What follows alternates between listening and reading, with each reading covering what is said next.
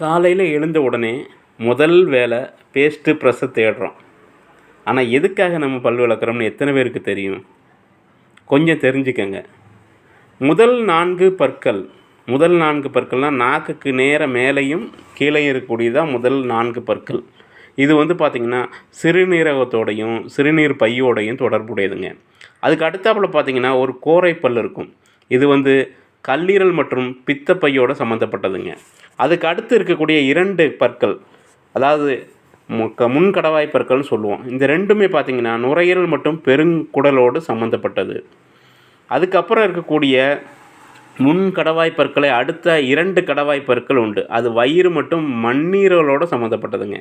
கடைசியாக இருக்கக்கூடிய ஒரு கடுவாப்பல்னு சொல்லுவாங்க.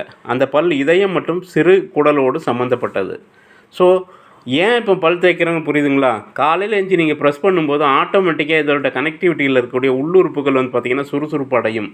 இதுக்காகத்தான் நாம் என்ன பண்ணுறோம், பல் விளக்கிக்கிட்டு இருக்கோம். அப்போது நாம் யூஸ் பண்ணக்கூடிய பேஸ்ட்டு தரமானதாக இருக்கணும், கெமிக்கல் கலக்காதான் இருக்கணும். அப்படி இருந்தால் மட்டும்தான் உள்ளே இருக்கக்கூடிய உறுப்புகளும் நல்லாயிருக்கும்.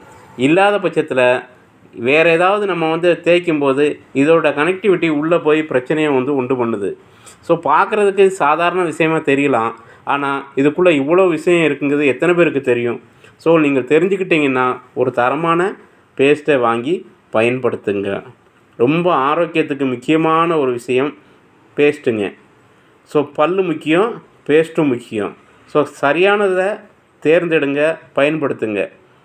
எதுக்காக அப்படின்னு பார்த்தீங்கன்னா, காலையில் எழுந்த உடனே நமக்கு பல் விளக்கணுங்கிற ஒரு எண்ணம் இருந்ததுனாலே நம்மளுடைய குடல் சுத்தம் இல்லைன்னு அர்த்தம், ஜீரணம் சரியாக இல்லைன்னு அர்த்தம்.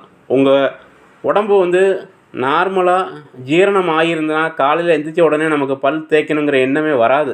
அந்த அளவுக்கு பார்த்திங்கன்னா பற்கள் சுத்தமாக க்ளீனாக இருக்கும். ஸோ அப்படி இல்லாத பட்சத்தில் நாம் பயன்படுத்தக்கூடிய பர்பஸையும் சேர்ந்து அது பார்த்திங்கன்னா அதில் சரியான விதத்தில், அதாவது தரமான பேஸ்ட் இல்லாத பட்சத்தில் அது உள்ளே போய் நமக்கு பல தொந்தரவுகளை பண்ணக்கூடிய ஒரு விஷயம் இதில் இருக்குதுங்க. ஸோ நீங்கள் தரமான பேஸ்ட்டை வாங்கி பயன்படுத்தி கொள்ளுங்கள்.